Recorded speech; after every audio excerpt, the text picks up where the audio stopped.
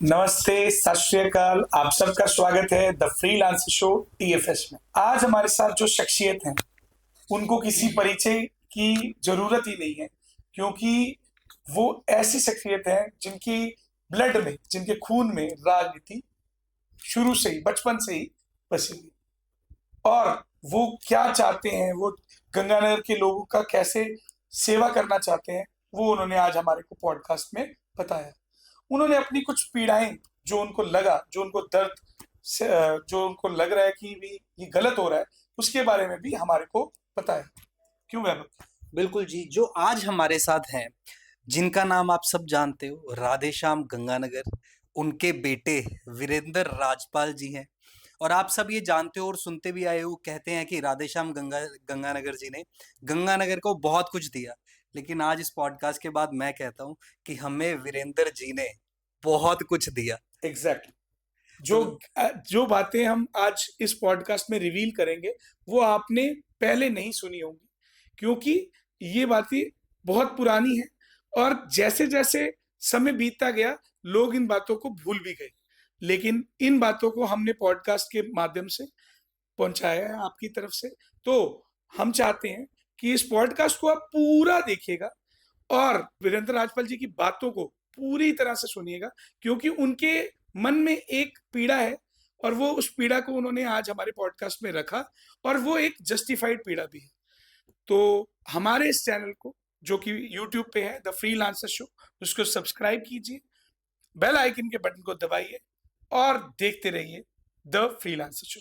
Thank you. आज हमारे साथ है वीरेंद्र राजपाल जी। बहुत बहुत स्वागत आपका द फ्रीलांसर शो में। हमारा ये जो पॉडकास्ट है, ये चाहता है कि गंगानगर की चीजें, गंगानगर की समस्याएं, गंगानगर की लोग कैसे एकजुट रहें, इसके लिए ये पॉडकास्ट किया जा रहा है। तो क्या कहना चाहेंगे, कैसे हैं आप? सबसे पहले मैं प्रभु की कृपा से सही हूँ। और आप मरवा साहब और कुकुर साहब ने आज मुझे रूबरू होने का मौका दिया और बुलाया यहाँ ब्रॉडकास्ट के लिए। हम सबसे पहले मैं आपका तहे दिल से, दिल की गहराइयों से आपका बहुत बहुत धन्यवाद और आभार करना चाहता हूँ। जी, हमारा जो पॉडकास्ट है वो एक्चुअल में क्या काम करता है कि गंगानगर के जितने भी बड़े टैलेंट है, जो गंगानगर का नाम आगे लेके जाना चाहते हैं, उनको हम बुलाते हैं। और जब गंगानगर का नाम आता है और उसकी तरक्की का नाम आता है, तो आप और आपके परिवार का एक बहुत बड़ा नाम और बहुत बड़ा योगदान है इसके अंदर। तो हमारी तरफ से आपका बहुत बहुत स्वागत। धन्यवाद। आप परिवार की बात जैसे वैभव ने छेड़ी, तो परिवार में आपके पिताश्री श्री राधेश्याम जी बाबू जी, जिनको सारा शहर बाबू जी के नाम से जानता है, वहीं से शुरुआत करते हैं कि बाबू जी ने कैसे वो आए, उन्होंने शहर का इतना रूप रंगत चेंज कर दी। कुछ बताएं बाबू जी के बारे में। स्टार्ट करते। मैं स्टार्ट करने से पहले मैं बहुत पीछे जाऊंगा। अच्छा। इतना पीछे जाऊंगा कि 1947 में चला जाऊंगा। अच्छा, विभाजन की बात। विभाजन की बात, पाकिस्तान और हिंदुस्तान का विभाजन हुआ। हमारा भरा पूरा परिवार पाकिस्तान में था। पाकिस्तान के भावलपुर मंडी चिश्तियां, वहाँ आड़त का व्यवसाय भी था और जमीन जायदाद भी काफी थी। अच्छा। परिवार में 35-40 लोग थे। और जब विभाजन का समय आया, इधर से उधर लोग हुए, तो वहाँ के लोगों ने, अब मैं जाति विशेष का नाम नहीं लेना चाहता, सही। वहाँ के लोगों ने जो हमारे घर में ही पलते थे, जो हमारे ही आड़त के व्यवसाय में, कार्य में, अब ये समझो कि मदद किया करते थे, उन्हीं ने बाबूजी की आंखों के सामने विभाजन में 35 के 35 आदमियों को काट दिया। और बाबूजी के भी चोट लगी थी। और जब विभाजन हुआ तो कटी हुई रेलगाड़ियों का आदान प्रदान हुआ था, पाकिस्तान से इधर और हिंदुस्तान से उधर, क्योंकि एक विरोध का माहौल चल रहा था। आप हमारे मार रहे हो तो हम आपके मारेंगे। तो हिंदू मलकोट में एक स्टेशन है, हिंदू मलकोट, यहाँ से 10-12 किलोमीटर दूर। ये मैं बात आपको जब सुना रहा हूँ क्योंकि मैंने पिताजी से ये पूरी की पूरी कहानी सुनी है, क्योंकि मैं तो था नहीं उस वक्त। हिंदू मलकोट में जो कटी हुई रेलगाड़ी आई थी, उसमें मेरे पिताश्री भी आए थे, जब उनकी उम्र रही होगी 10 या 12 साल। तो भगवान की कृपा से चोट तो लगी हुई थी। वो हमें चोट भी दिखाते हैं, ये सिर पे चोट लगी हुई है, ये यहाँ चोट लगी हुई, हमें दिखाते थे, लेकिन वो शायद कुशल थे। अब पाकिस्तान में भरा पूरा परिवार था, व्यवसाय था, किसी बात की चिंता नहीं थी। अब गंगानगर आ गए, गंगानगर आ गए तो सबसे पहले आदमी क्या करेगा? अपने पेट को पालने के लिए, जीवन यापन के लिए, अपनी आजीविका के लिए। तो उन्होंने गंगानगर का रेलवे स्टेशन, यहाँ उन्होंने कूलीगिरी करी, लोगों का सामान ढोया। सामान ढोना, और जब 2 पैसे इकट्ठे हो जाने तो चने और पानी पीकर अपने सिर के नीचे ईंट लगाकर सो जाना और अगली गाड़ी का इंतजार करना ताकि मैं और कमा सकूं। उसके बाद एक सिस्टम आया, स्टेशन छोड़ गोल बाजार में आज भी है गुप्ता जनरल स्टोर और सिटी बूट हाउस, आज भी है। जैसे बाबूजी बताया करते थे, 1 महीना काम करते थे और 200 रुपये तनख्वाह पाते थे और उसी से अपना जीवन यापन उन्होंने चालू किया। अब धीरे धीरे बढ़ते बढ़ते जो पाकिस्तान और हिंदुस्तान के बंटवारे में जो रेफ्यूजी आए थे, उनको भारत सरकार ने क्लेम में जगह अलॉट करी, कुछ भूमि दी, तो प्लॉट हो या कोई बिगा हो या कोई और अलॉट करी उन्होंने। उस अलॉटमेंट में राधे श्याम जी को 36 गोल बाजार की दुकान मिली। 36 गोल बाजार, जो राधे श्याम जी ने अपने प्रयासों से उसको खड़ा किया। ठीक है, श्याम जनरल स्टोर के नाम से। ठीक है, वहां व्यवसाय चालू किया और जब व्यवसाय चालू हुआ तो प्रभु की ऐसी कृपा हुई कि वो व्यवसाय दिन प्रतिदिन बढ़ता गया, बढ़ता चला गया। अब एक ऐसी स्थिति आई, पड़ोस की दुकान 37 गोल बाजार भी पैसे देकर उन्होंने खरीद ली। और गंगानगर में गोल बाजार में सबसे पहले डबल शोरूम की शुरुआत बाबूजी ने की थी। क्या? और वो श्याम जनरल स्टोर चलते चलते चलते चलते श्याम डिपार्टमेंटल स्टोर के नाम से हो गया, जिसमें सुई से लेकर फ्रिज तक सब कुछ मिलता था। ठीक। और बठिंडा तक के लोग यहाँ शादी ब्याह में सामान लेने के लिए आते थे। काम बढ़ता चला गया, बढ़ता चला गया। तो बाबूजी का मन किया जन सेवा करने के लिए, जनहित के कार्यों में जाने के लिए। तो उन्होंने शुरुआत करनी थी। उन्होंने वार्ड पार्षद का चुनाव लड़ा पहला। आप बात कर रहे हैं जब आप एल ब्लॉक से ही शुरुआत की? यस, आपका पुश्तैनी घर है? नहीं, मेरा पुश्तैनी घर तो है जी ब्लॉक में। जी ब्लॉक के सामने पड़ता है एल ब्लॉक, और उस एल ब्लॉक ये एरिया को हाँ, एल ब्लॉक से उन्होंने चुनाव लड़ा और वो भी निर्दलीय के रूप में। अच्छा, उनके पास कोई टिकट नहीं थी। ठीक है। और उनका चुनाव निशान हुआ करता था शेर।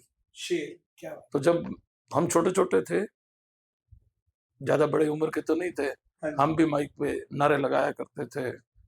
25 तारीख को वोट थे। ठीक है। तो हम नारे लगाया करते थे, 25 दी सवेर नू वोट पाओ शेर नू। क्या? 25 दी सवेर नू वोट पाओ शेर नू। बाबूजी जीत गए तो किस्मत ने और साथ दिया। स्वभाव अच्छा था।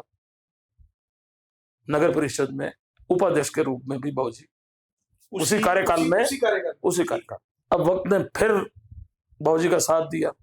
उसी कार्यकाल में बाबूजी अध्यक्ष के पद तक पहुंच गए, नगर परिषद के अध्यक्ष पद तक। अच्छा, मतलब उपाध्यक्ष से अध्यक्ष पद क्या भी बाबूजी ने गंगानगर नगर परिषद का पद भी सुशोभित किया है। ठीक है। अब दुकानदारी भी चल रही थी साथ में और जन सेवा भी चल रही थी। तो बीच में 1971 से 75 तक तो ये पार्षदी और अध्यक्ष का कार्यकाल चला। 1978 में इमरजेंसी का काल आया। तो उस काल में राजस्थान के मुख्यमंत्री हुआ करते थे मोहनलाल सुखाड़िया जी, जो राजस्थान में सबसे लंबे पीरियड तक मुख्यमंत्री थे। तो गंगानगर में कांग्रेसी जो हुआ करते थे, उन्होंने यहाँ पड़ोस में सादुल शहर से हमारे रामचंद्र चौधरी जी मंत्री थे, उनके नेतृत्व में गंगानगर में उन्होंने भेजा उनको, मोहनलाल सुखाड़िया जी ने, गंगानगर के टिकट के लिए आदमी लाओ। ठीक है। बाबूजी सुनाते हैं, मैं तो ऐसी कोई मीटिंग में गया नहीं। तो सुगुन चंद चितलांगिया जी सेठ हमारे, तो भी मोहनलाल सुखाड़िया जी के नजदीकी थी, उनके घर में रामचंद्र चौधरी जी ने मीटिंग करी। ठीक है। तो सारे कांग्रेसियों का जमवाड़ा वहां लगा। टिकट की बात आई, गंगानगर का चुनाव है।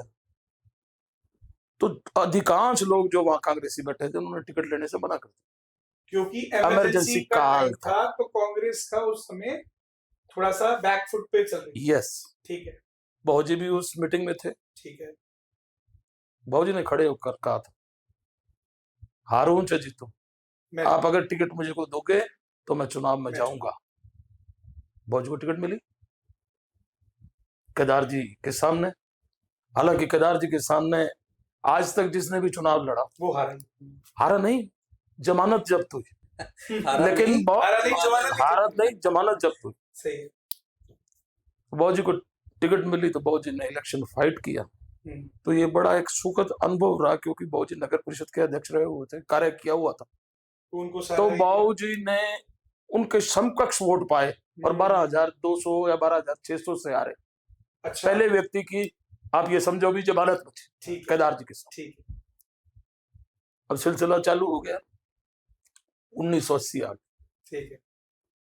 1980 में कांग्रेस की लहर वापस से आ गई थी। वापस टिकट मांगने की जरूरत ही नहीं पड़ी, अपने आप मिल गई। लोग गए हाईकमान के पास। जब हाईकमान संजय गांधी जी, इंदिरा गांधी जी हुआ करते थे, बाबूजी इमरजेंसी काल में इंदिरा गांधी को भी लेके आए थे यहाँ। जब ये 80 का चुनाव हुआ ना जी, उससे पहले इंदिरा गांधी को गंगानगर में उत्तर भारत में लाने का श्रेय बाबूजी को था पहली बार। और रामलीला ग्राउंड में सभा हुई थी और उसमें कम से कम इंदिरा गांधी को सुनने वाले 4 लाख आदमी थे। हालांकि विपक्ष इतना मजबूत था गंगानगर में, उन्होंने इंदिरा गांधी को, पूर्व प्रधानमंत्री को, जब वो स्टेज पे बोलने के लिए आई तो 2 ही शब्द बोल पाई। वो क्यों आप पूछो, तो उन्होंने, जो विपक्ष था, उन्होंने भीड़ में लाउड स्पीकर की तारें काट दी ताकि इंदिरा गांधी बोल ना पाए। अच्छा, विपक्ष ने? हाँ, जो विपक्ष हुआ करता था उस समय का। और इंदिरा गांधी ने एक ही शब्द बोला था, वो आज भी मेरे जहन में। तुम सत्ता में रहते हो जब भी हाय करते हो, और जब विपक्ष में रहते हो जब भी हाय करते हो, तुम्हारा काम ही हाय करना है। इतना की भाषण होता और भगदड़ मच गई। तो इंदिरा गांधी अपना प्रोग्राम छोड़ के वापस अबोर वाया होते हुए दिल्ली प्रस्थान कर। वो भी एक अहम कारण था, बाबूजी उनको लेके आए थे और बाबूजी को वो नाम से, शक्ल से पहचानती थी। और उसके बाद भी बाबूजी कई बार गए हैं तो बड़ा अच्छा रिस्पांस मिला, तो टिकट मांगने की जरूरत नहीं पड़ी। टिकट मांगने हमारे अलावा लोग वहां गए जो सीनियर थे। चुनाव है, कांग्रेस की हवा है, हम टिकट लेके आते हैं। तो उनको एक टका सा जवाब मिला, जो हमारे दुख में हमारा साथी था, टिकट उसी को देंगे। टिकट दिया, लोगों ने प्यार दिया। 1980 में पहली बार बाबूजी विधानसभा में पहुंच गए, गंगानगर की जनता के प्यार की वजह से। अब 1 साल विधायिकी का चला, बाबूजी को यूआईटी का चेयरमैन श्री गंगानगर का नियुक्त कर दिया गया। अब हालांकि मैं अब कहने वाली बात है और लोगों की सुनने वाली भी बात, अंडर मैट्रिक थे। अच्छा। क्योंकि परिवार तो काट दिया गया वहां, और यहाँ क्या आजीविका कमाने के लिए लग गए, पढ़ाई तो हुई नहीं उनकी। यूआईटी का चेयरमैन बनने के बाद उनके मन में एक लालसा थी, मेरा गंगानगर जो है मिनी चंडीगढ़ होना चाहिए। वो अपने भाषणों में क्या करते थे, चंडीगढ़ का बच्चा बना, और वास्तव में उन्होंने सार्थक करके भी दिखाया किसी हद तक। ये बात आपकी बिल्कुल 100%। उन्होंने यूआईटी का कार्यकाल में रहते हुए, आज भी सरकारें हैं, यूआईटी के चेयरमैन भी रहे, लेकिन उनके कार्यकाल में 100 फुट की सड़कों का निर्माण हुआ। जब विपक्ष ये कहता था, भाई यार एमएलए साहब से पूछो तो सही, यूआईटी चेयरमैन साहब से पूछो तो सही, इन्होंने यहाँ 100 फुट की रोड बना के क्या हवाई जहाज उतारना। लेकिन वो उनका अंडर मैट्रिक फादर और उनका विजन, आज वो 100 फुट की सड़क भी छोटी बिल्कुल पड़ रही है। बिल्कुल, आप बिल्कुल सही कह रहे हैं। सर्कलों का निर्माण करना, गंगा सिंह चौक बाबूजी के टाइम में बना था, सुखाड़िया सर्कल, आपके गांधी सर्कल, आपके और भी कई सर्कल जो है वो बाबूजी के, और छोटी छोटी सड़कें और ऊपर फ्लड लाइट, जैसे आप किसी एयरपोर्ट पे जा रहे हो तो उस तरह की फ्लड लाइट का उन्होंने इंतजाम किया। और इसके बाद जो असल बात है, बाबूजी ने देखा यहाँ आवासीय समस्या है, लोग किराए पे बैठे हैं, उधर बैठे हैं, उधर बैठे हैं, इनकी समस्या को हल करना चाहिए। और हल करेंगे जब यूआईटी कॉलोनियां काटे, बसावट हो। आप तो खैर बहुत छोटे हो गए, ये जो सुखाड़िया सर्कल है, गोपी राम जी की बगीचे, यहाँ चुंगी हुआ करती थी और ये गंगानगर का एंड हुआ करता था। इसके बाद गंगानगर नहीं था। ये हमारे बड़े बुजुर्ग बताते हैं हमें कि Ganganagar was this much only, यहीं तक था गंगानगर। तो उनकी जो मंशा थी, उन्होंने मंशा के अनुरूप कॉलोनी एक नहीं काटी, जवाहर नगर, सुखाड़िया नगर, हाउसिंग बोर्ड, अशोक नगर, सुदामा नगर, सद्भावना नगर, कुंज विहार, और उन्होंने कॉलोनियों का जाल ही बिछा दिया। अब आज देखो मीरा मार्ग पे 40,000 रुपए का प्लाट 50 बाई 90 का, और आज जिसकी कीमत 7 करोड़ रुपए। बिल्कुल सही बात है। ये आप उसी प्लॉट की बात कर रहे हैं जो जो विवादों में भी रहा है वो? नहीं, अच्छा, मीरा मार्ग पे जो भी है। अब इसमें भी एक कथा है जो मैं सुनाना चाहता हूँ आपको। आज जो हम ये कहानी सुन रहे हैं, मुझे नहीं लगता भी लोगों को ये चीज पता होगी। बिल्कुल, मैं आपका इस बात के लिए आभारी भी हूँ, धन्यवाद भी हूँ। अगर मेरे मन से जो बाबूजी ने गाथा कही थी, और मैं आपके माध्यम से इस बात को जनता तक या देखने वालों तक पहुंचा रहा हूँ, जिनको, क्योंकि जनरेशन गैप हो गई। बिल्कुल सही कह रहे हैं।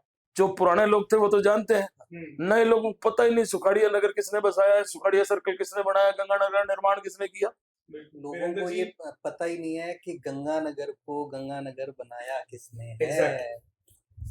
अब वीरेंद्र जी, मैं ये वाली बात पे ऐड ऑन करूंगा कि हमारे पॉडकास्ट व्यूअर्स अब पहली बार रियलिस्टिक बातें सुन रहे हैं जो किसी को पता ही नहीं। अब मैं एक ऐसी बात कहना चाहूंगा, मेरे पास गैस एजेंसी थी, Gagan gas agency. I am the proprietor of Gagan gas agency ji. 1990 का इलेक्शन हार गए हम केदार जी के सामने मात्र 3,000 वोटों से। अच्छा।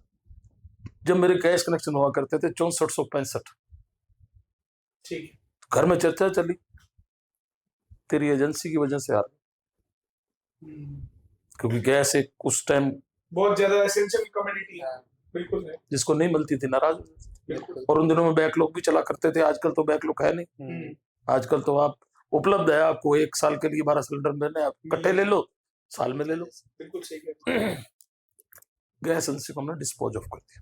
मैंने मेरे बड़े भाई से जो आज स्वर्गों में है, मैंने कहा बड़े भाई साहब, यूआईटी में बोली हो रही है मीरा मार्ग।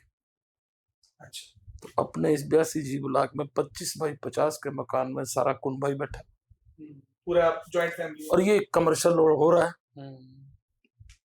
तो अपने क्यों नहीं 50 बाई 90 के एक बाबूजी के नाम से, एक तेरे नाम से, एक मेरे नाम से और एक मेरे छोटे भाई के नाम से 4 प्लाट लेते हैं। 40,000 रुपए कीमत रखी है, जो बोली जाएगी कोई बात नहीं, और इधर से गैस एजेंसी कमाई आ रही। ठीक, हम बोली देने के लिए यूआईटी में चले गए।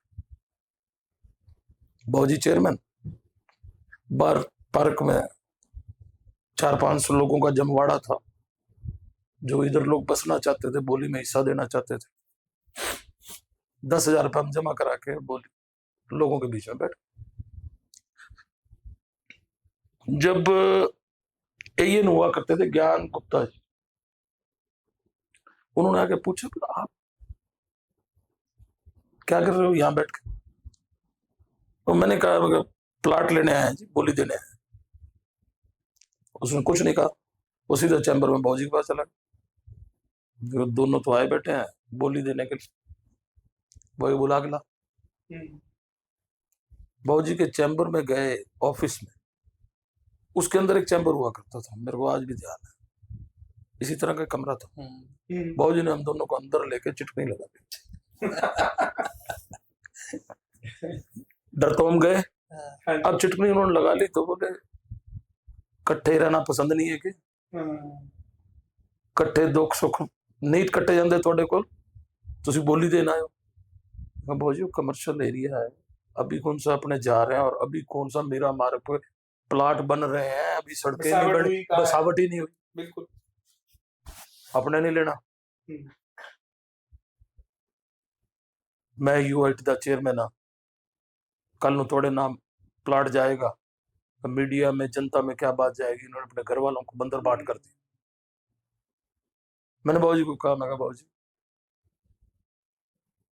बंदर बाट इसमें क्या हो, 400 आदमी बार 500 आदमी बोली देने के लिए बैठे हैं, बोली का रेट आपने शेड्यूल तय कर रखा है, 40,000 से ऊपर बोली जाएगी, जिसकी बोली हाईएस्ट होगी उस पर आप 1 2 3 करोगे तो उसके नाम से प्लॉट छूट जाएगा और वो अपने पैसे जमा करा देगा। अब आपके रहते मैं ये सुविधा तो ले नहीं रहा, भाई आप 40,000 वाला मेरे को 36,000 में दे दो, हाँ, बिल्कुल डिस्काउंट पे थोड़ी तो इसमें एलिगेशन काय का है? बाबूजी कहते तो भी नहीं लेना। अच्छा, मैं ये कहानी इसलिए सुना रहा हूँ कि ये पूरा का पूरा जवाहर नगर और ये सिस्टम इतना बड़ा, अब आप कहाँ तक आ गए हो, ये 8 नंबर सेक्टर ये खड़ा अंध विद्यालय के साथ यहाँ तक आ गया और हमारे परिवार के नाम से हम वही उसी मकान में 82 जी बैठे। सही। ये कहानी मैं इसलिए सुनाना चाहता था। हाँ, चेयरमैन थे, कोई और होता 4 क्यों 15 ले लो ना यार, बिल्कुल सही है। क्या फर्क पड़ता। ये कहानी, ये बातें याद आती हैं। असूलों की बातें हैं जी, जो बहुत बड़ी होती हैं, और आज तभी हम बात कर रहे हैं क्योंकि असूल बहुत अच्छे थे, बहुत बड़े थे, लोगों ने प्यार भी बहुत दिया। बिल्कुल। अच्छा, लोगों के प्यार से एक बात याद आई कि बाबूजी को राधे श्याम गंगानगर के नाम से जाना जाता है, इसके पीछे एक कहानी है, वो क्या है? इसके पीछे बहुत लंबी कहानी है। बाबूजी ने 9 या 10 चुनाव लड़े विधानसभा, ठीक है, 4 जीते, 4-5 में हारे भी हैं, वो जनता के मूड पर डिपेंड करता है। एक चुनाव के बीच में एक ऐसा है जिसमें आप तो छोटे हो गए, आपको पता नहीं हो, ऑन पोस्ट सीएम जो बाद में भैरव सिंह जी से जो बाद में उपराष्ट्रपति पद भी उन्होंने सुशोभित किया, वो गंगानगर से चुनाव लड़ने के लिए आ गए। ये आप बात कर रहे हैं मेरे ख्याल से 1993। हाँ। तो जब तिकोना मुकाबला हुआ था जी। अच्छा, सीएम साहब, राधेश्याम जी और सुरेंद्र राठौर। अच्छा, सुरेंद्र राठौर। गंगानगर ने ऐसा प्यार दिया, गंगानगर की जनता ने ऐसा प्यार दिया कि सीएम को तीसरे नंबर पे धकेल दिया और राधेश्याम जी को पहले नंबर पे रख गए। तो जब उनके मन में एक भाव आया, यार राधेश्याम इतनी जनता प्यार करती है, तब फिर नाम दे अगे जड़ा है ना अरोड़ा शब्द नहीं आएगा, राजपाल नहीं आएगा, ये तो गंगानगर ही लगेगा। तो जब वो विधानसभा में गए, पहली ही मीटिंग में उन्होंने विधानसभा अध्यक्ष को एक पत्र दिया, मुझे परमिट किया जाए आज से राधेश्याम राजपाल, राधेश्याम अरोड़ा नहीं, मैं अपने आप को राधेश्याम गंगानगर कहलाना चाहता हूँ। तो वो वहां से परमिट हुआ। तो उसके बाद गंगानगर का नाम बाबूजी के नाम के साथ समाहित हो गया और जहां भी लोग जाते वो राधेश्याम गंगानगर, बिल्कुल गंगानगर का नाम भी उसके साथ प्रचलित होना चालू हो गया और राधेश्याम जी तो गंगानगर में समाहित हो ही गए थे। तो ये कहानी है, इस वजह से उनका नाम गंगानगर पड़ा। क्या एक बार मैं वैभव आपको बता दूं, शायद आपको याद भी हो, नरेंद्र मोदी जी जो आप ही प्रधानमंत्री हैं, वो भी बाबूजी के इलेक्शन के कैंपेनिंग में रामलीला मैदान में, क्या मैं सही बोल रहा हूँ?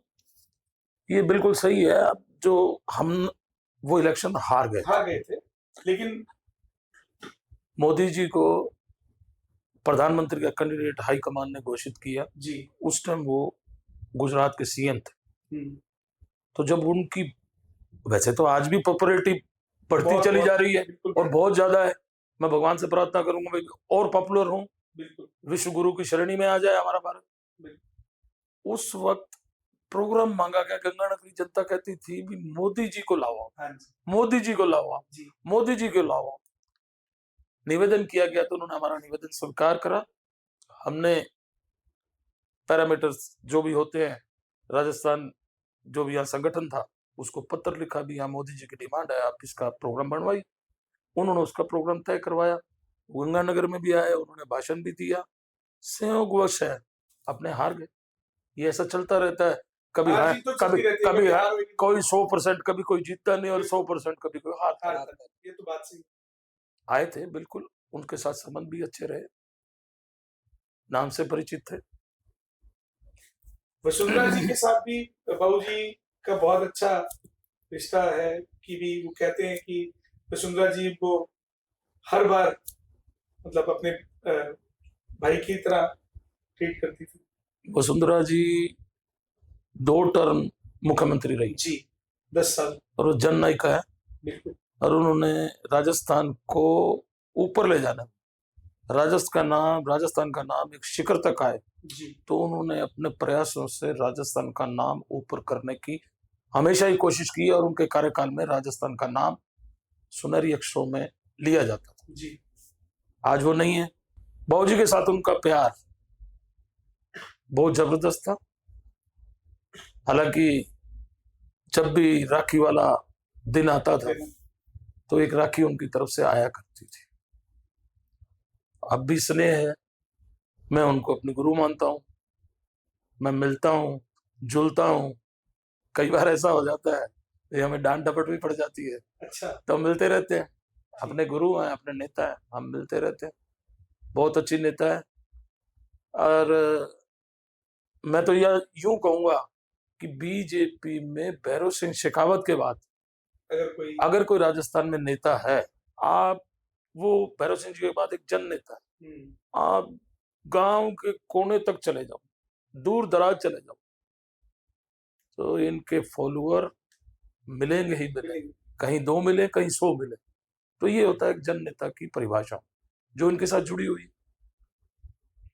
मैं तो कहता हूं अब चर्चाएं चल रही हैं, वो कहीं ना कहीं किसी पद को सुशोभित करेंगे, तो मैं आपके इस ब्रॉडकास्ट के माध्यम से मैं कहना चाहूंगा, भगवान से प्रार्थना करना चाहूंगा कि वो जल्दी से जल्दी किसी पद को सुशोभित करें और देश की सेवा, राजस्थान की सेवा करें।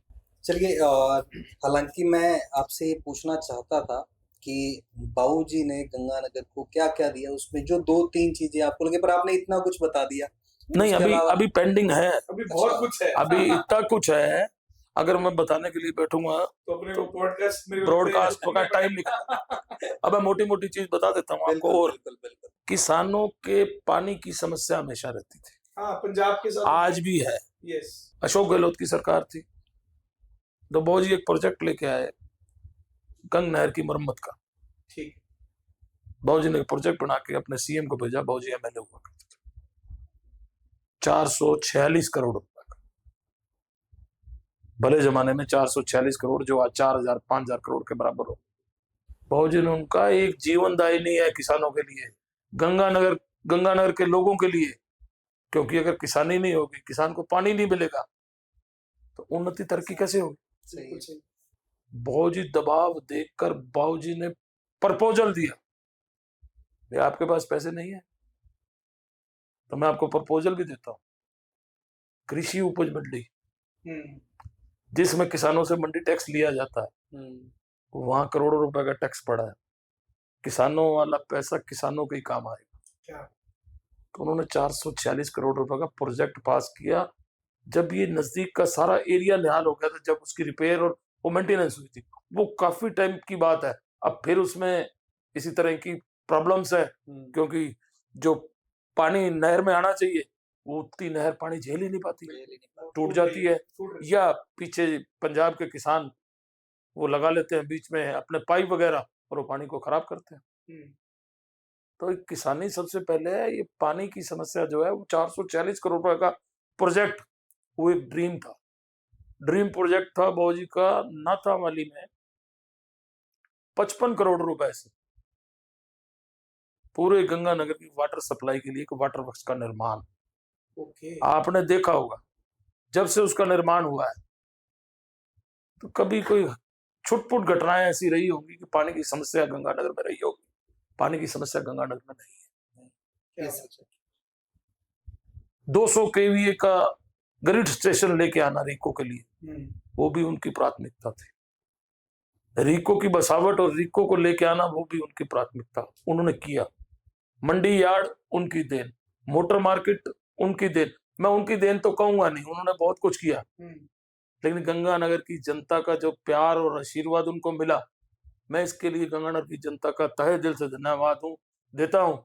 क्योंकि हमारे घर में मैं अक्सर ये कहा करता हूँ, मैंने कई इंटरव्यू में कहा है, हमारे घर में तो 12 ही वोट है, कोई 12 वोटों से एमएलए नहीं बनता। बिल्कुल सही। जनता का प्यार आता है, जनता प्यार देती है, तो आप एमएलए चुने जाते हो, एमपी चुने जाते हो, या किसी और पद पे जाते हो। हाँ, एक बात है, अगर जनता आपको प्यार दे रही है, आपका भी फर्ज बनता है उनके दिए हुए प्यार को आप विकास के रूप में उनको वापस लौटा दें, तो इससे बड़ी कोई बात उस प्यार को 2 गुना 4 गुना करके Yes. आप जरूर दीजिए। बिल्कुल। कोई आपको ऐसी घटना याद आती है? जैसे भाऊजी बहुत मिलनसार थे, मैं भी मिला हूँ उनसे, बहुत बार मिला हूँ। मैं तो जयपुर में भी क्वार्टर में भी रहा हूँ आपके वहां पे साहिल भैया के साथ। तो कोई ऐसी मतलब कि वो कोई आया होगा आपके पास और मतलब he was asking for something और भाऊजी ने उसको कहा होगा कि भाई इससे भी ज्यादा तेरे को हम हेल्प करने को तैयार, क्योंकि हेल्प तो किया करते थे। अब एक वाकया याद आता है, बाबूजी की डेथ हुई। हाँ जी। तो हम लोग अपने पंजाबी भाषा के अंदर सतरते बैठे से जी। लोग आने वाले सांत्वना भी देते हैं, सब कुछ करते हैं उन 10 दिनों के टेन्योर में। जी। तो मेरे पास एक व्यक्ति का फोन आया, मैं नहीं जानता कौन था। उसने मेरे को लुधियाना का डीएफएसओ बताया। ओके। तो इधर डीएसओ होता है, वो डीएफएसओ होता है। ठीक है। फौजी का अफसोस है जी, ये है वो है, जैसे जो सांत्वना देते हैं, जो एक शेड्यूल बना हुआ है जी। तो उसने मेरे को कहा, आप तो मेरे को जानते नहीं, अब बाबूजी रहे नहीं, मैं बाबूजी की वजह से हूँ। अब मेरे में क्यूरियोसिटी इस बात की, पंजाब का बंदा बाबूजी की वजह से क्यों है? मैंने कहा भाई, तो उसने बताया मैं पेपर देने के लिए जयपुर गया हुआ था। तो मैं आपके B1 एमएलए क्वार्टर के बाहर, अटैची मेरे हाथ में थी, मैं बाहर खड़ा होके, वो चाय का खोखा लगता था बाहर, बिल्कुल, तो उस पर चाय पी रहा था। तो कहना एमएलए साहब अंदर से आए, मेरे से पूछा, बेटे किसको ढूंढ रहे हो, क्या चीज? तो बाबूजी मैं तो आया हूँ पेपर देने के लिए यहाँ, तो मैं ठिकाने की तलाश में। बाबूजी ने अंदर से अपने सर्वेंट को, हरी हुआ करता था, वो बता रहा है, हमें नहीं पता, हमें नहीं पता। कहता अपने सर्वेंट को बुला, मेरी टैची उठा के और बाहर वाला कमरा, बेटे 2 दिन रहना है, 3 दिन रहना है, रोटी पानी की व्यवस्था सब कुछ यहाँ है, तू अपना आराम से पेपर दे और तू चला जा। कहता ये उनकी कृपा है, मैं आज इस पद पे बैठा हूँ, हमें नहीं पता। गंगानगर से बाबू मैं इनको ऐड करूंगा, गंगानगर से कोई भी जाता था ना, B1 में उसका पहला घर होता था। क्योंकि मैं भी गया हूँ ना, जब मैंने कैट की तैयारी करनी थी MBA की, तो मैं बाबूजी के ही क्वार्टर में, और मतलब इतना प्रेम और इतना स्नेह मिला, ऐसा लगता था जैसे खुद के घर में ही। ये तो आपका शुक्रिया है मरवा साहब, लेकिन वास्तव में वो क्वार्टर आपकी ही देन थी। राधे श्याम जी को आपने जिताया, तो राधे श्याम जी को क्वार्टर अलाट हुआ। मैं इसमें एक और चीज ऐड करता हूँ, हमारे ना वैभव घर का पट्टा नहीं बन रहा था। मेरे फादर बहुत परेशान, because he was a government servant, bank में थे। उन्होंने 2 या 3 चक्कर लगाए होंगे बाबूजी के पास, ज्यादा नहीं, मेरे को यही बोलते थे कि 2 या 3, और हमारे घर का पट्टा विद इन वीक या 10 डेज में बन गया था। तो मेरे को पापा सुनाते होते थे कि ये बाबूजी की देन है जो अपन यहाँ पे बैठे, हमें लोन नहीं मिल रहा। मैं तो सारा का सारा श्रेय गंगानगर की जनता को। वो कहते हैं ना भी जीवन ऐसा जियो कि बाद में बातें देखो मेरे को अभी तक याद है, इसके लिए परफेक्ट उदाहरण है जी। बाबूजी के टाइम में प्रताप केसरी हुआ करती थी अखबार, अमित नागपाल, तो उन्होंने बैठे बैठे एक धुंध में एक खबर दी, राधे श्याम जी की फोटो लगा, मेरे बाद मुझे जमाना याद करेगा। बिल्कुल सही। तो ये आपकी पंक्तियां उससे मेल खा रही हैं। बिल्कुल अच्छे काम करेगा जो भी व्यक्ति है, तो ऊपर वाले की कृपा से वो याद रखा जाएगा। चलिए अब थोड़ा सा अपन अरोड़ावंश समाज की तरफ आते हैं, क्योंकि हमारा जो इलाका है वो अरोड़ा बिरादरी उसमें बहुत ज्यादा सहयोग भी करती है और ज्यादा संख्या में भी है। तो जो अभी की स्थिति है, थोड़ा उसके बारे में बताएं, क्योंकि अभी जो मैं सुन रहा हूँ, पढ़ रहा हूँ, उसमें ऐसा लग रहा है कि देयर इज अ डिस्प्यूट। ऐसा है, हमारा रोडवेंस ट्रस्ट बहुत पुराना ट्रस्ट है और ट्रस्ट का संविधान देवस्थान विभाग के अंतर्गत आता है, उसमें रजिस्टर्ड है। पहले भी कई प्रधान आए, अच्छे काम किए हैं सभी ने। अब वर्तमान में अंकुर मिगलानी जी हैं जी। मैं तो उनको कोसूंगा नहीं, कोसूंगा इस वजह से क्योंकि कार्यकाल 3 साल का हुआ करता जी। जो संवैधानिक प्रक्रिया है। हमने 3 साल का कार्यकाल बढ़ा ली, 1 साल 3 साल पूरे होने के बाद जो आपके पीछे 23 मई 2025 को हो गए। मतलब आप कह रहे हैं कि 23 मई 2025 was the last date of that? Yes. Okay. तो इन्होंने गुपचुप तरीके से एक मीटिंग आहूत की, कार्यकारिणी की मीटिंग अपने मंदिर ट्रस्ट। अच्छा, मंदिर ट्रस्ट, ठीक है। और उनसे मैं भी कार्यकारिणी सदस्य था। आप भी सदस्य, लेकिन मुझे नहीं बुलाया गया। अच्छा, आपको नहीं बुलाया? नहीं बुलाया। ठीक है, किसको बुलाया गया? कार्यकारिणी में इसमें भी देवस्थान विभाग से एक रजिस्टर्ड है, कार्यकारिणी में 31 आदमी होते हैं। ठीक है जी। तो उसकी सूचना भी बनने के बाद वहां दी जाती है जी। तो 31 आदमी तो 31 को बुलाया होगा। अच्छा, वो मेरे को नहीं बुलाया, मेरे को नहीं बुलाया गया। ठीक है जी। जब हमें पता लगा 5, 7, 10 दिन बाद, भाई आपने को चुपचाप तरीके से मीटिंग बुलाई और मीटिंग में प्रोसीडिंग भी लिख दी, 1 साल का कार्यकाल, हमने धर्मशाला को बनाना है जिसका प्रोजेक्ट चल रहा है, जो निर्माणाधीन है, 1 साल का कार्यकाल हमने बढ़ा लिया। तो मैंने तुरंत प्रभाव से हाँ जी कार्यकारिणी की सदस्यता से रेजिग्नेशन दे दिया, अच्छा, अस्तीफा दे, आप रिजाइन कर चुके हैं? अस्तीफा दे। ठीक है, मैं आपको इसी बात पे रोकूंगा कि एक्सटेंशन क्या ऐसा ले सकते हैं? मैं आपसे ये सवाल पूछ रहा हूँ। संवैधानिक प्रक्रिया में एक्सटेंशन नहीं है। नहीं है? जो संविधान हमारा रजिस्टर्ड है देवस्थान विभाग, उसमें ऐसी कोई व्याख्या है ही नहीं। तो क्यों ऐसा किया गया?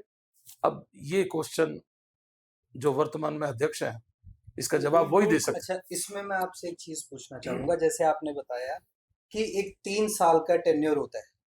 अब उन्होंने चलो जो किया वो एक बात की बात है, 3 साल के बाद एक प्रोसेस क्या होता है जो फॉलो होना चाहिए था? 3 साल का कार्यकाल कोई भी संस्था हो, समाज हो, संगठन हो, उसमें कार्य अवधि तो कम ज्यादा हो सकती है। किसी में साल का कार्यकाल है, किसी में 2 साल का है, किसी में 3 साल का है। जी। हमारे संवैधानिक तौर से 3 साल का कार्यकाल। अब 3 साल के कार्यकाल के बाद हर संगठन, हर समाज में एक व्याख्या रहती है, भाई आपका कार्यकाल पूरा होने के बाद आप आम सभा की मीटिंग को आहूत करो, बुलाओ। ठीक है, आप प्रेजाइड ओवर करो उसको एज अध्यक्ष के रूप में, और एक प्रक्रिया अपनाओ कि आने वाले 3 सालों के अध्यक्ष का चुनाव आम सहमति से। आम सहमति से आपका मतलब यही है कि सर्वसम्मति। हाँ, सर्वसम्मति। जिसको सारा समाज चाह रहा है, आप उसको नॉमिनेट कर दो अगले 3 सालों के लिए। ठीक है। हाँ, कई बार ऐसा होता है, ऐसा काम नहीं हो पाता क्योंकि 2 गुट होते हैं। हाँ, नहीं गुट तो गुट कहेंगे या 2 धड़े हैं जो चाहते हैं कि मैं गुट शब्द का नाम नहीं लेता इसलिए अब कल को कुकुड़ साहब का नाम वो रखते हैं वहाँ, ऐसा कैसे? और एक आदमी को कुकुड़ साहब का नाम पसंद नहीं आता, तो उस वजह से वो पांचों उंगलियां बराबर थोड़ी होती है। होता है 2 सेवाभावी लोग हैं, वो कहते हैं भी हम करना चाहते हैं, मैं सेवा लेना चाहता हूं। तो उसमें आगे प्रक्रिया रहती है, भी आपने ये प्रोसेस अपना लिया और you are the fail in process, भाई सर्वसम्मति नहीं हुई जी, तो एक लोकतांत्रिक प्रक्रिया है जो संवैधानिक तौर से हर समाज और संगठन में ऐसा ही चलता है जी। तो आपको चुनाव में जाना। पर आपने वहां से इस्तीफा दिया, तो ये भी एक बहुत बड़ा मूव है जो आपने लिया। आपने इस्तीफा दिया या और भी आपके किसी और ने दिया? कईयों ने दिए इस्तीफे। मेरा इस्तीफा देने के पीछे एक मूल कारण था, क्योंकि पीछे वाले कार्यकाल में मैं अंकुर मिगलानी के साथ था। अच्छा। जब ये 3 साल पहले इन्होंने फाइट किया था इलेक्शन, मैं अंकुर मिगलानी के साथ था। हाँ, मुझे याद आ रहा है, वो आए थे बाबूजी का भी आशीर्वाद लेने आए थे वो, उस टाइम बाबूजी थे। उसमें ऐसा था, कपिल असीजा जी अध्यक्ष हुआ करते थे। हाँ, उससे पहले उन्होंने अपना कार्यकाल बढ़ाया था क्योंकि कोरोना काल था, तो इलेक्शन हो नहीं पा रहे थे, पाबंदी थी, 2 या 3 आदमियों से ज्यादा व्यक्ति इकट्ठे नहीं हो सकते। ठीक है, वो एक कारण रहा जी। लेकिन हमने जब धरना भी लगाया उस टाइम पे ठीक है, वह तो कोरोना खत्म हो गया, इसको सब हाँ जी, करो, ठीक है। उन्होंने कर भी दिया, हमने धरना लगाया, उन्होंने कर भी दिया बेचारों ने, और चुनाव हुआ और उसमें अंकुर मिगलानी जीत गए। अब जीत गए तो इन्होंने 3 साल काट लिए, काटो आप 3 साल, क्योंकि आपको जनता ने चुना है, हम तो मदद ही कर सकते हैं जी। तो अब हालात इस तरह के आ गए हैं कि मेरे पास फोन आने चालू हो गए जब इन्होंने कार्यकाल बढ़ाया। ठीक है। अब फोन इस विषय में आने चालू हो गए, वीरेंद्र जी पिछले कार्यकाल के लिए तो आप धरने लगा रहे थे, भाषण दे रहे थे, अब यही काम तो आप वाला ये कर रहा है जिस कार्यकारिणी में आप बैठे हो, अब आप क्यों नहीं कुछ कर, अब आप क्यों नहीं कर। सही। तो मैंने उनकी बातों को सुना जो टेलीफोन आए थे, और गंभीरता से मनन करके एक निर्णय लिया कि मुझे जब विरोध किया था तो आज भी मैं विरोध में खड़ा होऊंगा। ठीक है। तो मैंने इस्तीफा दिया। सही है। हाँ। उस टाइम किया था तो आज भी। और अभी आपने बातों में बोला एक धर्मशाला का जिक्र हुआ आपकी बातों से, तो उस धर्मशाला का क्या विषय है?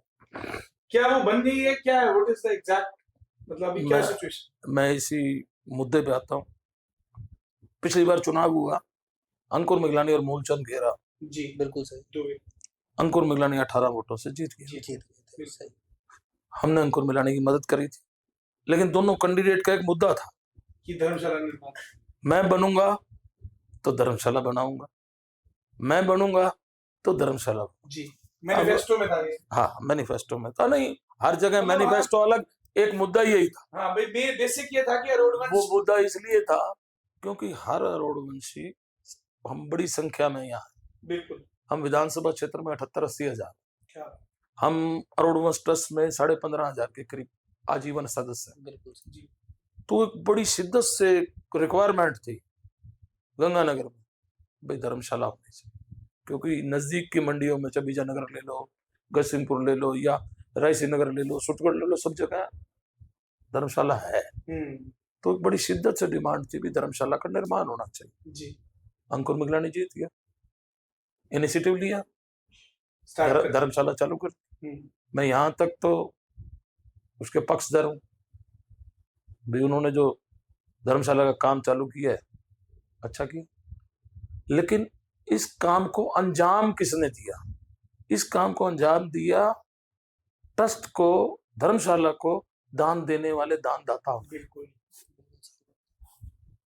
जिन्होंने, किसी ने अपनी माँ की याद में, किसी ने अपने दादे की याद में, किसी ने अपनी दादी की याद में कमरा बनवाया, उस धर्मशाला का निर्माण के लिए सहयोग किया। मैं आपके इस ब्रॉडकास्ट के माध्यम से उन सभी दानदाताओं का हृदय की गहराइयों से धन्यवाद करता हूं कि उन्होंने समाज के लिए अच्छा सोचा और आगे बढ़ चढ़कर दान दिया। हाँ वो निर्माणाधीन है जी, निर्माण चल रहा है, लेकिन मैं अभी कई दिनों से तो देख रहा हूँ निर्माण बंद है। अच्छा, अभी एग्जैक्ट मैं इसलिए गया था क्योंकि उन्होंने 1 साल का कार्यकाल बढ़ा लिया। कार्यकाल बढ़ाने में एक मुद्दा रखा कि हमें धर्मशाला का निर्माण कंप्लीट करना है। अच्छा, तो हमें 1 साल चाहिए। अच्छा, ये कारण दिया उन्होंने 1 साल बढ़ाने का? ये कारण, तो मैं देखने भी गया, मेरे घर लोग भी आए थे, आप विरोध मत करो। मैं कहा मेरा विरोध व्यक्तिगत अंकुर मिगलानी से नहीं, मेरा विरोध उस सीट पे बैठे हुए व्यक्ति से जो गलत कार्य कर रहा है, और गलत कार्य अगर समाज में हो रहे हैं और गलत निर्णय लिए जा रहे हैं तो मैं उनका परजोर शब्दों में विरोध करूंगा। और मैं तो यहां तक कहूंगा, मेरे खून का एक एक कतरा मेरे समाज के लिए प्रति समर्पित रहेगा, और ऐसा मैंने करके भी दिखाया है पहले। वीरेंद्र जी, मैं फिर उसी धर्मशाला वाले पॉइंट पे आता हूँ। धर्मशाला एग्जैक्टली अभी तक आप अगर स्थिति बता दें हमारे पॉडकास्ट व्यूअर्स को, कितना समय लगेगा? क्या जो उन्होंने 1 साल लिया है, जो वो कह रहे हैं कि 1 साल में हम इसको बना देंगे, क्या आपको लग रहा है कि ये कार्य पूरा हो जाए? बहुत ही स्टीक क्वेश्चन किया आपने मरवाज। सबसे पहले तो मैं इसके लिए आपको धन्यवाद, साधुवाद देता हूँ। जब अंकुर मिगलानी जीता तो 3 महीने बाद ही, 4 महीने बाद ही इस प्रोजेक्ट को लाए जी, भूमि पूजन हुआ जी, और भूमि पूजन के बाद ये कहा गया भाई इसको 2-3 साल में हम कंप्लीट कर देंगे जी। तो उन्होंने क्या योजना ली होगी, क्योंकि मैं तो ये कहता हूँ एक प्रोजेक्ट बनता है जी, कोई भी हो, मकान का प्रोजेक्ट हो, फैक्ट्री का प्रोजेक्ट हो, संगठन का, समाज का, तो हर प्रोजेक्ट में एक प्रोजेक्ट रिपोर्ट बनती है। बिल्कुल बनती है। इस प्रोजेक्ट पे इतने पैसे खर्च होंगे और इस मद से इतने इतने पैसे आएंगे बिल्कुल और सही, इस मद में इतने इतने पैसे लगेंगे। बिल्कुल सही कह रहे हो। पूरा स्ट्रेटेजी तैयार हो। जो नहीं बनी, जो नहीं बनी, जो नहीं बनी, ओके, आप दानदाताओं के पास जाते रहे, दान लाते रहे और उसका निर्माण करते रहे। करते हैं। अभी मैंने रिसेंटली एक चिट्ठी भी लिखी है इनको, भाई जिन दानदाताओं ने नाम पैसे दिए, जी, आप उनका नाम, मैं राशि सार्वजनिक करें। 3 साल हो गए आपको धर्मशाला का कार्य करते हुए, जी, ये बताएं भी कितने समय में पूर्ण होगी, क्योंकि आपने 1 साल का भी समय बढ़ाया है इसके लिए। जी। क्या वो 1 साल में पूर्ण हो जाएगी? मैं तो वहां देख के आया हूँ, क्या है 3 exact? साल ही पूरी नहीं होती। मतलब आप मुझे थोड़ा सा बताएं, क्योंकि मैं सच्ची में नहीं गया वहां पे। क्या है उसकी एग्जैक्ट क्या सिचुएशन है? अगर एग्जैक्ट आप हमारे अच्छा, जो खड़ा हो चुका हमारे हमारे जो वर्तमान में अध्यक्ष हैं, जो कार्यवाहक के रूप में काम कर रहे हैं, जी, क्योंकि उनका कार्यकाल तो खत्म हो चुका, हाँ वो खत्म हो चुका वो कार्यवाहक है जी। और अपनी जिद से बैठे हैं। हम्म, चलो कोई बात नहीं, जिद से बैठे हैं। तो उनका खुद का वर्जन जो मीडिया में उन्होंने दिया, जी, वो ये है कि अभी तक 3 सालों में धर्मशाला का निर्माण, वो क्या कहते हैं, 70% सिविल का कार्य पूरा, सिविल कार्य, सिविल कार्य जिसमें ईंटें लगी है, सीमेंट लगी है या सीमेंटेड हुआ है।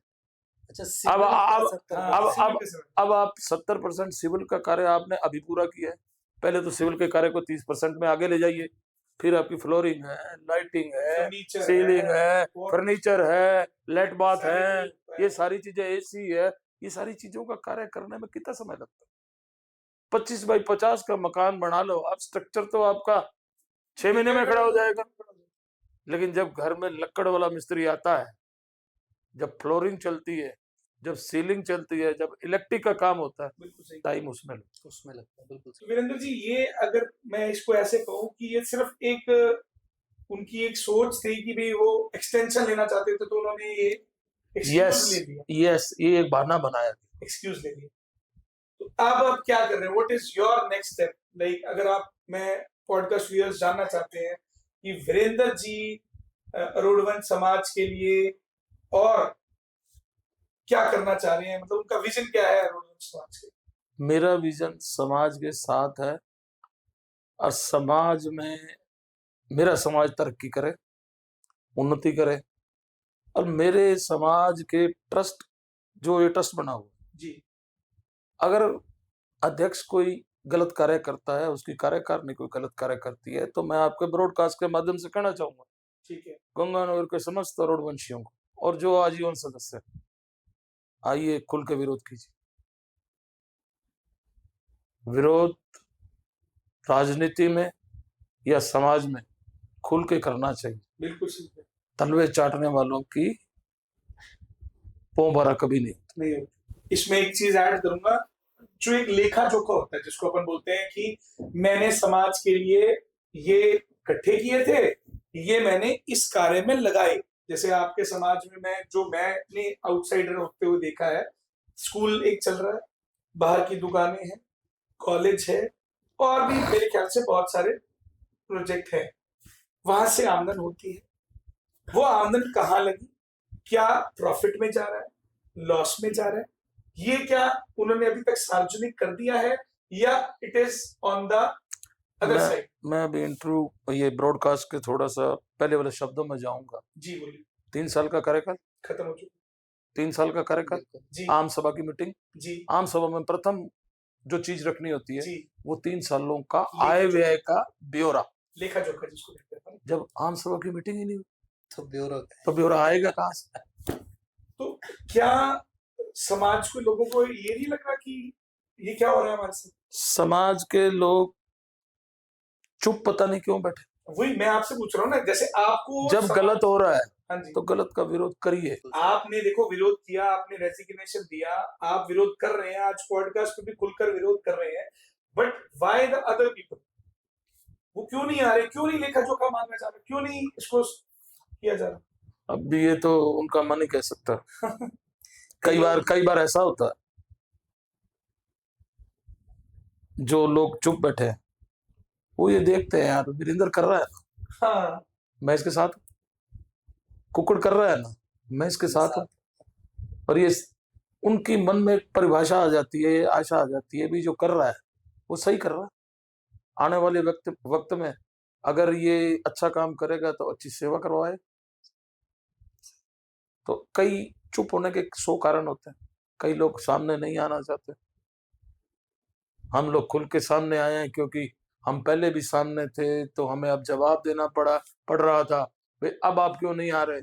तो हम वीरेंद्र तो जी, अगर आप खुल के विरोध कर रहे हैं तो कहीं ना कहीं आप, मतलब अगर मैं ये कहूँ कि राइवलरी हो रही है एक तरह से, मतलब आप कहीं ना कहीं उनकी आंखों में खिरखिरी, मतलब ये बात तो बिल्कुल आप सही फरमा रहे हो। मैं विरोध करूंगा क्योंकि आप तो भी विरोध कर रहे हैं ना। मैं उनकी आंखों में खटकूंगा। नहीं, वही कह रहा हूँ ना, देखो कोई और विरोध नहीं कर, जो पिछली बारी भी थे, जो उनके अगेंस्ट भी थे, वो भी नहीं विरोध कर नहीं कर रहे हैं, कर रहे हैं। कर रहे हैं। ओके, लेकिन मुखर तौर से आप कर रहे हैं। वो भी मुखर तौर से कर रहे हैं, मैं भी मुखर तौर से कर रहा हूँ और मुखर तौर से करता रहूंगा, ठीक है। जब तक इसका हल ना निकल जाए। क्या लगता है आपको, अगर मैं आपकी उस पे जाऊं, you are fighting for justice, अगर आप न्याय की तरफ जा रहे हैं। अच्छा, इसमें आपने उनसे डायरेक्ट भी एक बार बात तो की हाँ, ही होगी, जब आपको बुलाया होगा चला उन्होंने आपको, या आप गए होगे? नहीं, ऐसा कुछ भी नहीं। जब मैंने इस्तीफा दिया उसके बाद भी कोई चर्चा नहीं हुई। नहीं, उन्होंने इस्तीफा स्वीकार कर लिया आपका? वो ये कहते हैं आपका इस्तीफा पेंडिंग है, मैंने अपना इस्तीफा दे दिया। नहीं, आपका कोई उनसे वो फोन पे वो स्वीकृत करें अथवा ना करें, वो उनके पाले में गेंद है। मैंने अपने पद से त्याग पत्र दे दिया। अब कोई मीटिंग भी होगी तो बाई दी वो मेरे को रख के बुलाते भी है, तो मेरा जवाब ही होगा मैंने त्याग पत्र दे रखा है आपको। क्या लग रहा है आपको, आम सभा होगी अभी, या इट विल टेक? आम सभा होनी चाहिए।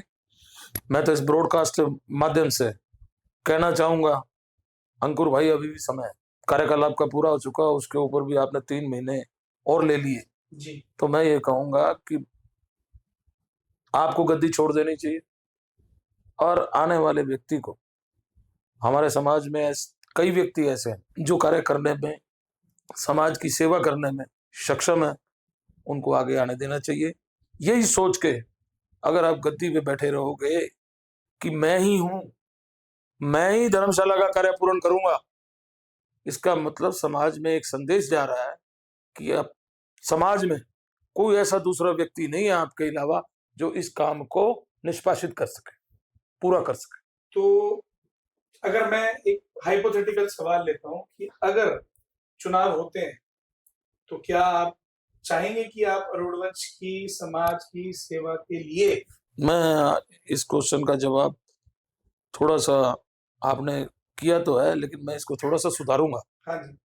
इसको सुधारूंगा इस वजह से क्योंकि मैं हमेशा ही समाज के पक्ष में रहा हूं, तो मेरा मन अभी तक यही है कि आम सभा की मीटिंग बुलाकर, चुनाव अदर थिंग, चुनाव बाद की बात। चलो वो तो हाँ, अब मैं पहले उस पर नहीं आता, मैं अभी भी चाहता हूं कि आम सभा की मीटिंग बुलाकर सर्वसम्मति से नए अध्यक्ष का, आने वाले अध्यक्ष का चुनाव होना चाहिए। चुनाव की प्रक्रिया बाद की, हम चुनाव नहीं चाहते। अच्छा, हाँ, अगर कोई इस तरह की प्रॉब्लम है भी, आप तो सर्वसम्मति कराना ही नहीं चाहते, आप मीटिंग ही नहीं बुलाना चाहते, आप आए हुए का ब्यौरा ही नहीं देना चाहते, तो फिर तो चुनाव संभव है। संभव है तो मेरा मन है ठीक है। समाज की सेवा करने के लिए। तो मैं आपके ब्रॉडकास्ट के माध्यम से हमारे जो भी देख रहे हैं मेरे समाज के लोग, मैं उनसे हाथ जोड़कर प्रार्थना करूंगा कि मुझे एक सेवा का मौका जरूर दें। पर इसमें चलिए आप ये कहते हैं कि जो कार्य जिस तरीके से होना चाहिए वो उस तरीके से कर दो, चाहे सर्वसम्मति से बने, चाहे उसके आगे चुनाव से हो, बट वो काम सही तरीके से हो जाना चाहिए। जो कॉन्स्टिट्यूशनल जो चीज बनी है उसके अकॉर्डिंग। अब अकॉर्डिंगली मैं पहले स्टेप में आए, आम सहमति के लिए आम सभा बुलाए, ब्यौरा रखे, बताए 3 सालों में आपने क्या किया, क्या पाया, क्या खोया। अभी तक उसी स्थिति में नहीं है। अब थोड़ा सा अरुण वंश की से बाहर निकलते हुए फिर शहर की तरफ आते हैं, क्योंकि आपका राजनीतिक जो आपने देखी है, बाबू जी की राजनीति देखी है, बाबू जी ने शहर को बहुत सुधारा, संवारा।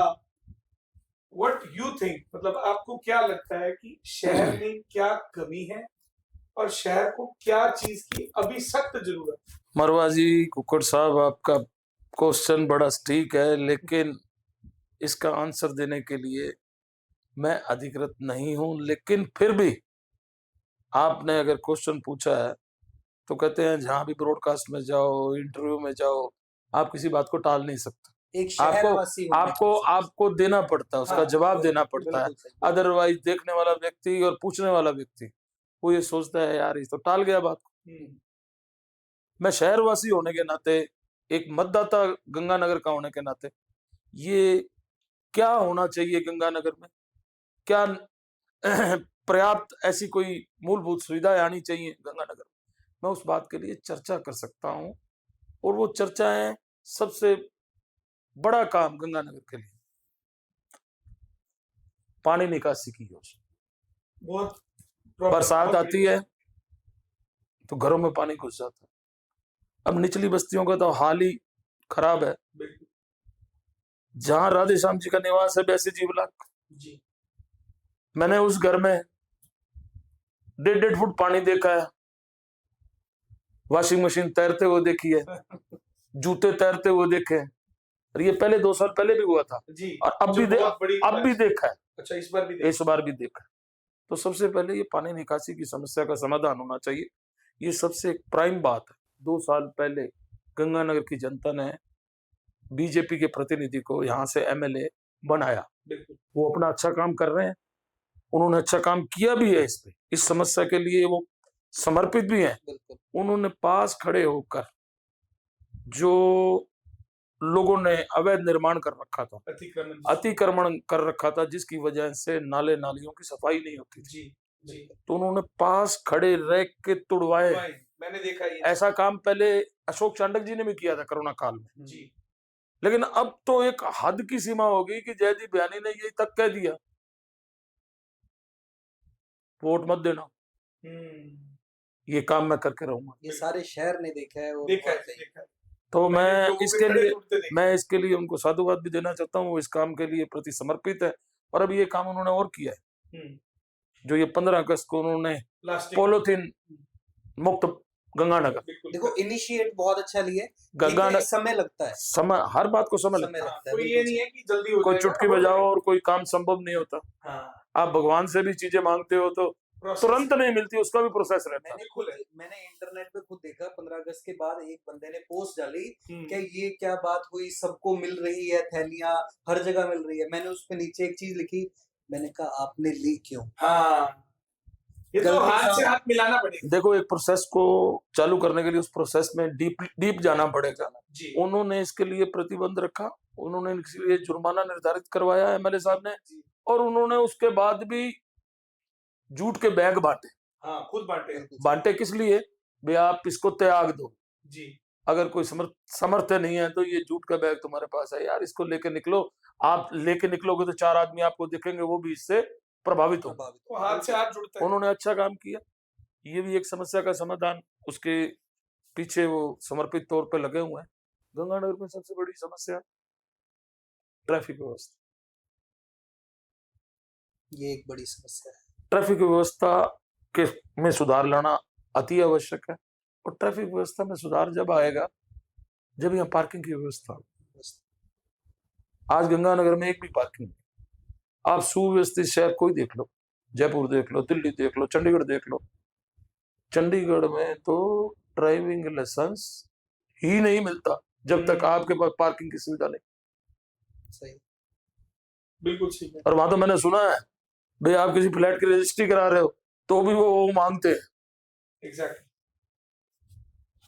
तो ये सारी चीजें होनी चाहिए। अपराध मुक्त गंगानगर होना चाहिए, नशा मुक्त गंगानगर होना चाहिए, जिसके लिए अभी जो विधायक है वो प्रयास कर रहे हैं। अब लंबा समय इनको प्रयास करते रहेंगे तो मैं प्रभु श्री राम से कामना करूंगा कि इनको सफलता मिले। सफलता मिलेगी तो उसमें हम भी शामिल हैं। कई व्यवस्थाएं ऐसी है, बस स्टैंड जो पुराना है वहां जाना वो चाहिए। यहाँ रोडवेज का सिस्टम है, वहां जाना चाहिए। रेलवे की सुविधा अच्छी होनी चाहिए, ट्रैफिक व्यवस्था अच्छी होनी चाहिए, अपराध मुक्त हो, भय मुक्त हो, बिल्कुल सही। तो ये सारी चीजें होनी चाहिए। हमारे विधायक साहब कर रहे हैं इन चीजों का अमल, तो हम भगवान से प्रार्थना है वो लगे रहे, को उसमें सफलता मिले। बिल्कुल जी, वो प्रयास कर रहे हैं, सहयोग सबका चाहिए होता है इसके अंदर, ये है। चलो समय के साथ सारी चीजें हो। चलिए देखो, आप किसी प्रपोजल को लेके आओगे, आप किसी स्कीम को लेके आओगे, तो उससे प्रभावित भी लोग होंगे। प्रभावित का मतलब आहत भी लोग होंगे। एकदम से मेरे पे ये बैन हो गया, लेकिन गंगानगर की आम जनता को मेरी भी अपील है, भाई इसे आहत ना हो, इसको अच्छी सोच के तरीके से ले, ताकि ये आगे आने वाले भविष्य में अपने लिए यही सुनहरी भविष्य लेके आए। चलिए, आपसे बात करके बहुत ही अच्छा लगा, और उससे भी उम्दा आपके विचार, और आज जो बाबूजी के बारे चीजें, और मैंने तो बहुत चीजें ऐसी मतलब जानी है उनके बारे जो मुझे नहीं पता थी, तो बहुत ही अच्छा लगा आज आपसे बात करके। मेरे को भी बहुत अच्छा लगा। मैं इसके लिए आप दोनों को, जुगल जोड़ी को, मरवा साहब को, कुकुड़ साहब को तहे दिल से शुक्रिया अदा करना चाहता हूँ कि आपने मुझे बुलाया और इस ब्रॉडकास्ट का हिस्सा बनाया। जो भी ब्रॉडकास्ट होगा तो मैं कहता हूँ भाई, जो लोगों को नहीं पता था वो पता लगेगा, अनरिवील होंगे। ये एक ऐसी बात आपने अपना ब्रॉडकास्ट का जो सिस्टम बनाया, जो आप टैलेंट को ढूंढ के लाते हो, जो पुरानी बातों को ढूंढ के लाते हो, जो लोगों को बताते हो भाई ये फला वक्त में ये हुआ था, फला वक्त में ये हुआ था, ये एक अच्छी सोच है आपकी। और मैं आपके दोनों की जोड़ी को और आपके इस ब्रॉडकास्ट को मैं बहुत बहुत साधुवाद और प्रभु श्री राम से प्रार्थना करूंगा, ऊपर वाले से प्रार्थना करूंगा कि आप दिन दोगुनी रात चौगुनी तरक्की करें। धन्यवाद। इन्हीं भाषा, इन्हीं संभावनाओं के साथ धन्यवाद। जय हिंद, जय भारत।